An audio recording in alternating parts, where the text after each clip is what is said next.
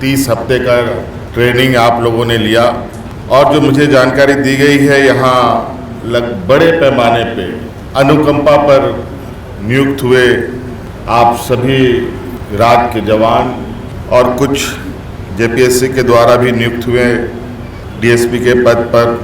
और इसमें सबसे अधिक खुशी देने वाली बात लगभग 25% महिलाओं की भागीदारी, महिला पुलिस बल।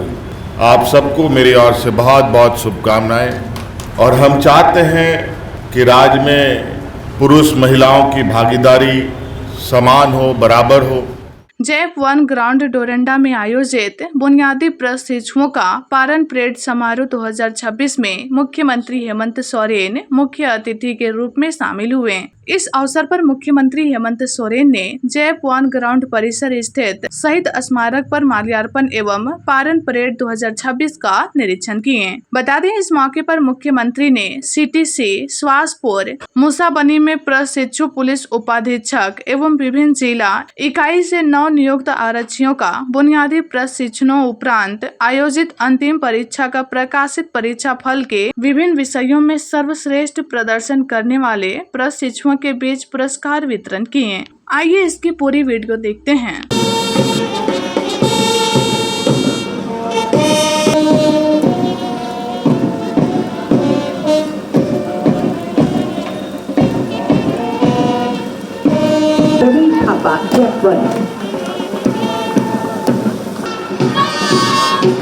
तालियां लगातार बजती रही और 5 मीटर के आगे बढ़ रही है। नेतृत्व कर रही है महिला आरक्षी 229 ललिता केंद्र रामगढ़ से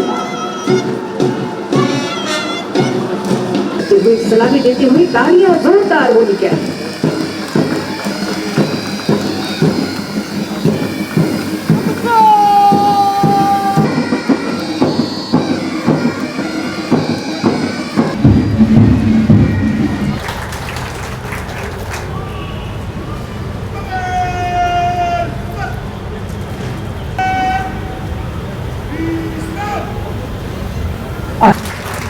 सर्वश्रेष्ठ प्रशिक्षु पुलिस उपाधीक्षक तालियां हो।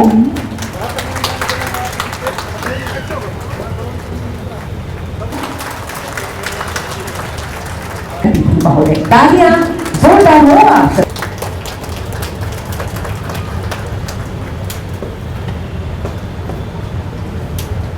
आज यहाँ पारण परेड के इस कार्यक्रम में नवनियुक्त प्रशिक्षुओं और नवनियुक्त पुलिस उपाधीक्षकों और यहाँ उपस्थित राज्य के DGP madam Shrimati तदाशा Mishra ji, ADG Shrimati रिया दुबे जी, उपस्थित सभी वरीय पदाधिकारीगण, आप सबका मैं हार्दिक अभिनंदन करता हूँ, स्वागत करता हूँ, जोहार करता हूँ। बहुत लंबे समय से आज के इस दिन का आप लोग इंतज़ार में थे और बहुत कड़ा और लंबे समय तक आप लोगों ने ट्रेनिंग भी लिया। लगभग 30 हफ्ते का ट्रेनिंग आप लोगों ने लिया और जो मुझे जानकारी दी गई है यहाँ बड़े पैमाने पे अनुकंपा पर नियुक्त हुए आप सभी राज के जवान और कुछ जेपीएससी के द्वारा भी नियुक्त हुए डीएसपी के पद पर।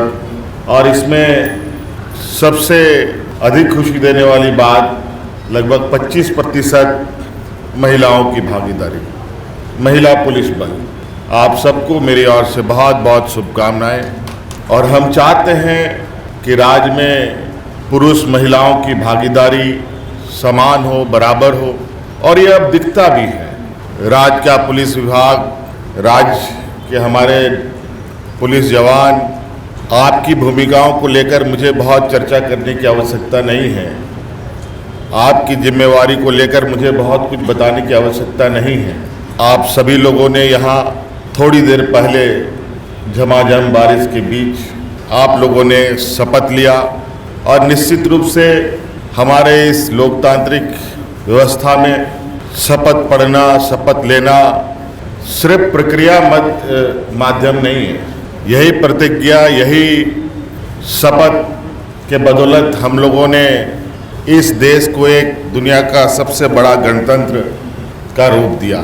10-8 लाइनों का ये शपथ सिर्फ वर्दियों के लिए ही नहीं बल्कि ये आम जनों के लिए भी है। और निश्चित रूप से चूंकि आप लोग एक वर्दीधारी राज के प्रहरी हैं तो ये शपथ आप लोगों के लिए और भी महत्व होता है।